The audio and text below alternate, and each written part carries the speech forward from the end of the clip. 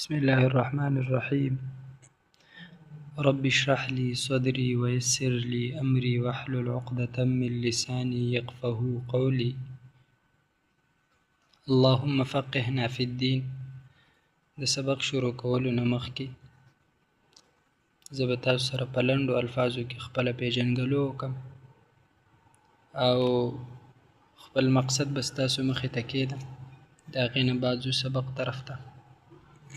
زما نوم عظمت الله دی. درس نظامي نه مې الحمدلله فراغت هم شوی دی او الله تعالی راله د حفظ قرآن کریم توفیق هم راکړی دی او الحمدلله په ژوند کې زه د قرآن کریم د درس و تدریس سره تعلق لرم. حفظ، ناظرې، ترجمې، تفسیر کلاس، دغه شانت الله جل شانه راله وخت په وخت باندې دورې تفسیر توفیق هم راکړی دی. زما د ژوند یو اهم مقصد دا هم دی چې خلکو ته د الله جل شانه کلام د هغې الفاظ زده کړم، دغه شانته کې د هغې د معانیو نه هم خلک خبر کړم په صحیح طریقې باندې او بیا په هغې باندې د عمل کولو ترغیب هم ورکړم او بیا د دې قرآن کریم د نظام د اقامت دپاره مونږ هر یو تن باندې لازمه ده چې د دې نظام د اقامت دپاره کوشش وکړو. په دې مناسبت باندې د ټولو نه مخکې مونږ دا کورس ایښودلی دی، د قاعدې کورس، چې دا بنیاد دی د قرآن کریم د الفاظو د پوهېدو دپاره. دا بنیاد دی او بیا په قاعدو کې مونږ نوراني قاعده هغه منتخب کړې ده. وجه د انتخاب یې دا ده چې پښتنو علاقو کې اکثر نوراني قاعده ویلی کېږي، نو د دې وجې نه د دې کورس مخکې کېښوده.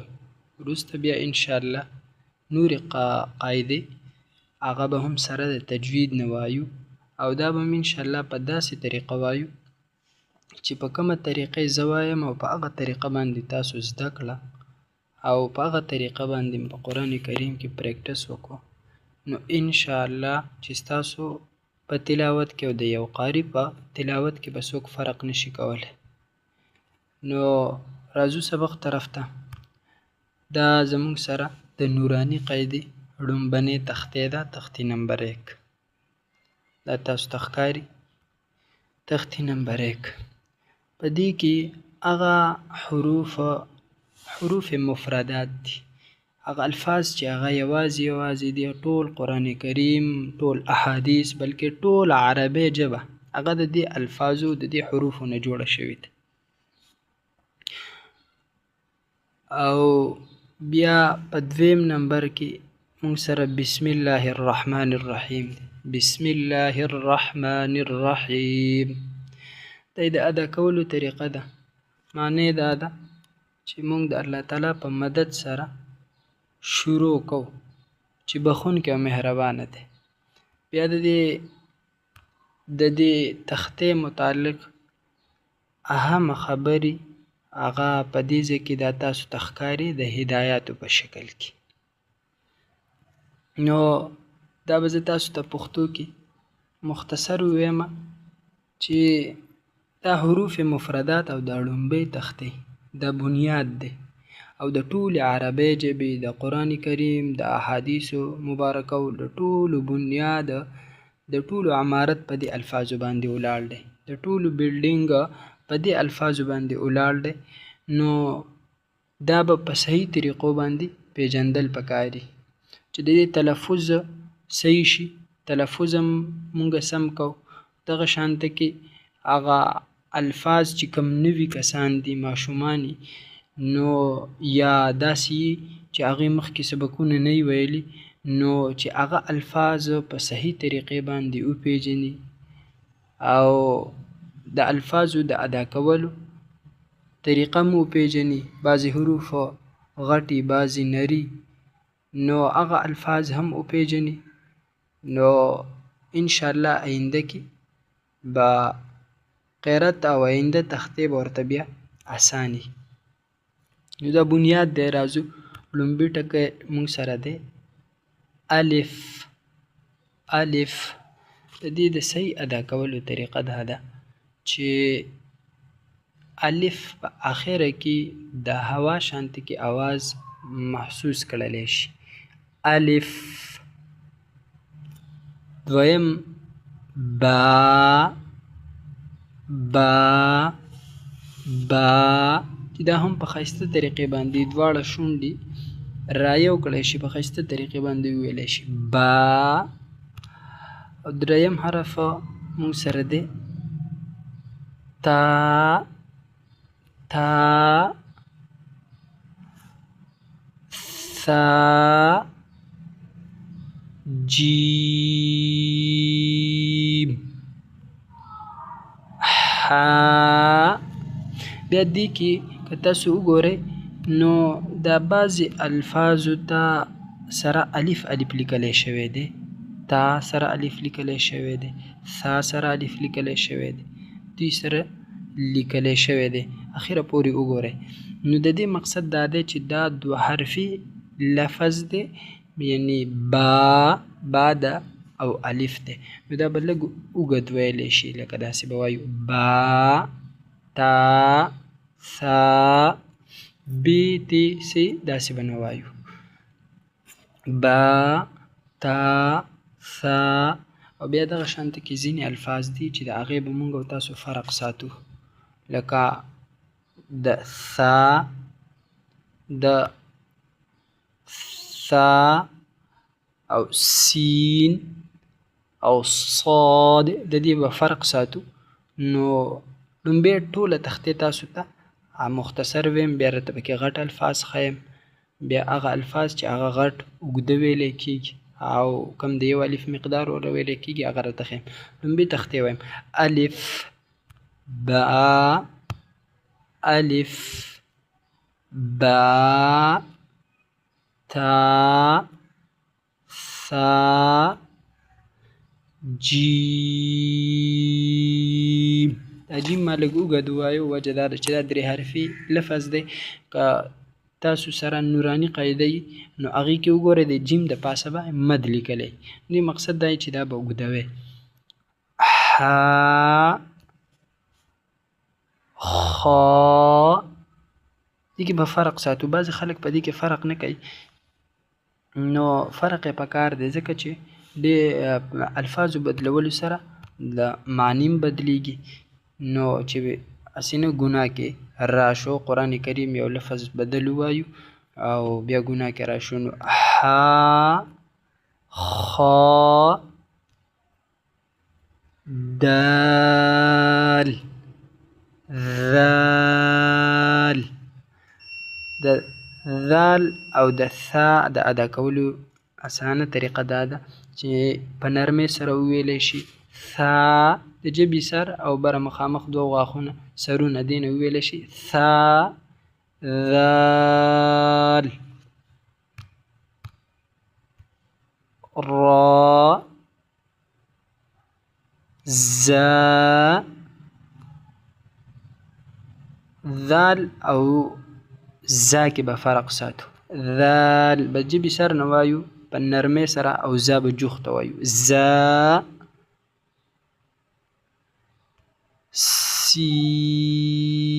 سین. شین. صاد.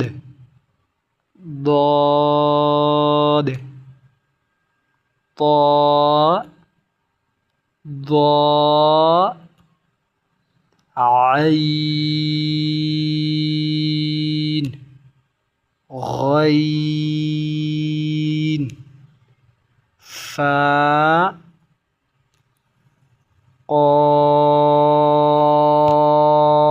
قاف. قاف.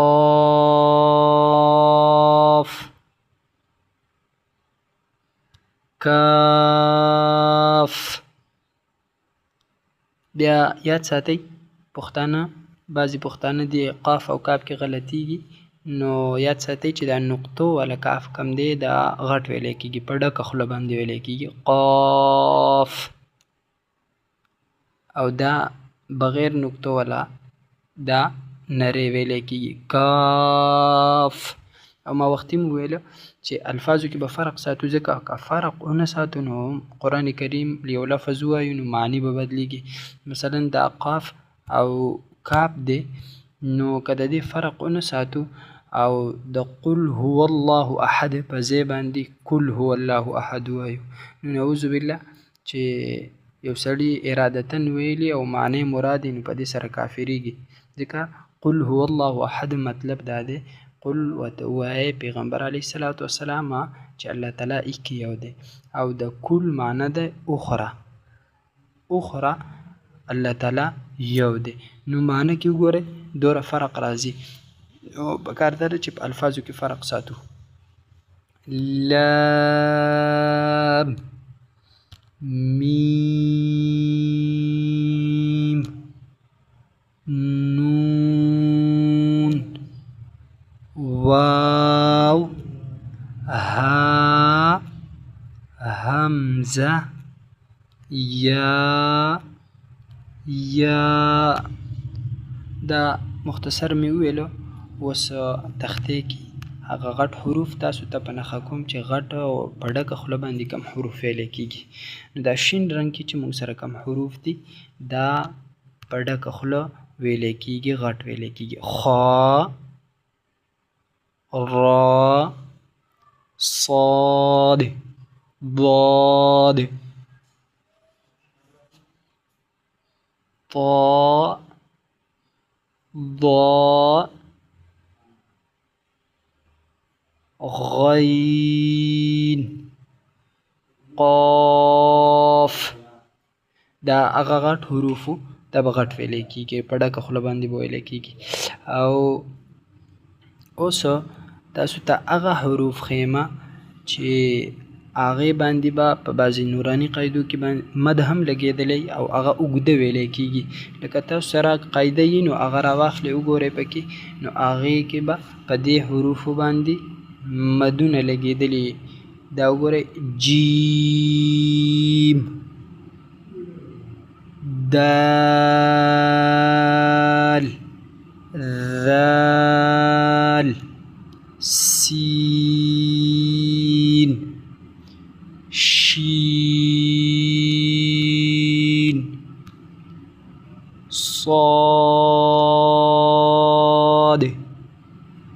ضاد عین غین قاف کاف لام میم نون. دا هغه حروفو چې دا اوږد غټ ګوده راښکلی کېده، دې دپاره چې د دې تلفظ صحیح وشي او صحیح ادا کړلی شي. اوس بعضې حروف تاسو ته ښیم چې په هغې کې به مونږ خامخا فرق ساتو، که فرق ونه ساتو نو معنی به بدلیږي. وګورئ لومبې حا، دا بغیر ټکي والا حا ده، دا بالکل مرۍ د میز نه ادا کېږي. حا او دا ټکي والا خا دا به غټه وایو، خا غټه خا ده. او دې کې به هم فرق ساتو. ها دا ټکي والا خا بالکل د مرۍ د خولې طرف ته چې کومه حصه ده دې نه ویلی کېږي، تالو سیډ ته خا. او دا والا ها دا بالکل سینې ته جوخ ته چې کومه د مرۍ حصه ده هغې نه ویلی کېږي ها ها. نو حا لومبې حا خا ها چې په دې کې مونږ فرق ساتو. اوس دویم نمبر کې هغه حروف چې د هغې به مونږ فرق ساتو نو هغه دا دی ثا سین. ثا به بالکل په نرمۍ سره وایو او سین دا به جوخ وایو چې د شپیلي شان اواز پکې مونږ محسوسو. دغه شان شین صاد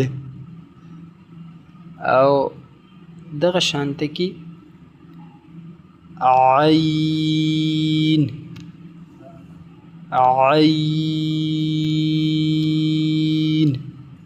غین. دا به هم دی کې به هم فرق ساتو بغیر نقطې والا عین غین او سره نقطې والا هغه به غټ وایو غین لکه څنګه چې دا خا مونږه غټه ویله دقه ځای نه دا هم ادا کیږي او دا عین عین دا ح چې د کوم ځای نه ادا کېده مرۍ منځ نه نو دا عین هم هغه ځای نه ادا کیږي نو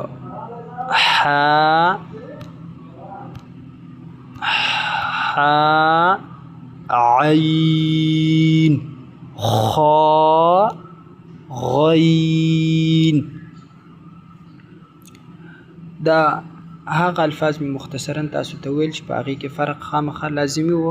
دې نه بعد د دې باندې دا تختې یادول انتهایی لازم دي ځکه که په دې کې کمی پاتې شو نو هغه کمی که انسان ټول قرآن کریم ختم کی ټول احادیث ووایي خو بیا به هم هغه کمی هغه شان پاتې نو د دې وجې نه پکار داره چې په دې تختې باندې ښه محنت وکړلی شي او بیا که چېرې دا تختې مونږ خپل ماشومانو ته ښیو دا سبق ماشومانو ته ښیو نو پکار دا ده چې هغوی ته دا تختې په هر طرف باندې یاد کړی شي چې هغوی لفظ وپېژني چې د ښی سیډ نه هم هغوی ته دا تختې داسې وښودلی شي الف با تا او الف با تا ثا او دغه شانته کې د دې سیډ نه هم ورته دا لین دوباره وښودلی شي هغوی نه واورولی شي او داسې په ښکته تې هم کرښه واورولی شي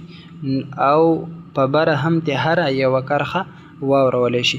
د دې فایده به دی چې ماشوم به لفظ وپېژني ټکی به وپېژني او که داسې تې وانورولی شي او صرف ورته وویلی شي نو هغه به صرف ګوټه لګولی او لفظ او ټکی به نه پېژني نو ماشوم ته هره طریقې باندې هغه ویل پکار دي هر طرف نه داسې دغسې داسې او داسې.